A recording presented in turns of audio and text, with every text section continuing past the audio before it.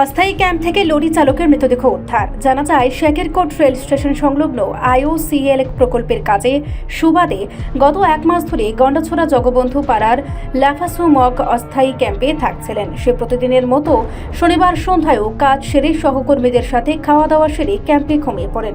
রবিবার সকালে লাফাসু মগকে তার সহকর্মীরা ডাকতে গেলে তাকে মৃত অবস্থায় দেখতে পান। তড়িঘড়ি খবর দেওয়া হয় আমতলী থানায়। সেখান থেকে তার দেহ উদ্ধার করে হাসপাতালে নিয়ে যাওয়া হয়। সেখানে কর্তব্যরত চিকিৎসকরা তাকে মৃত বলে ঘোষণা করেন।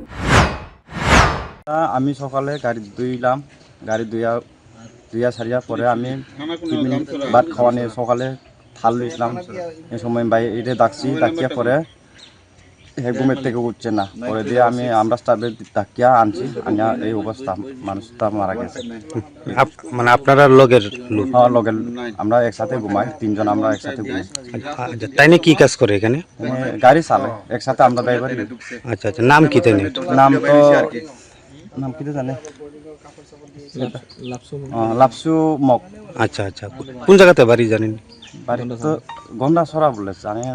গন্ডাছড়া খুশি। আচ্ছা, কতদিন দিলে তাই এখানে থেকে কাজ করে? এটা মাঝখানি কাছাকাছি হয়ে গেছে। আচ্ছা আচ্ছা, এই জায়গাটার নাম কি? এটা সাইকারকুট স্টেশন,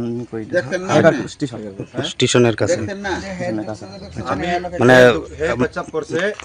মানে এখন কি তাই মারা গেছে না? হ্যাঁ, মারা গেছে। আমরা সবাই গিয়া দেখলাম, দেখি বডি হয়ে গেছে। কালকে রাত্রে গিয়ে একসাথে ঘুমাইছিল?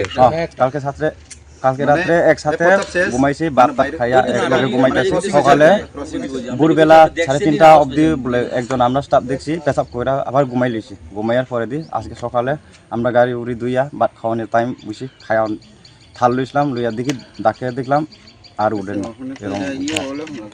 আপনার নাম কি? আমার নাম রমন জৈরিয়া। রিপোর্ট সংবাদ প্রতীক্ষা।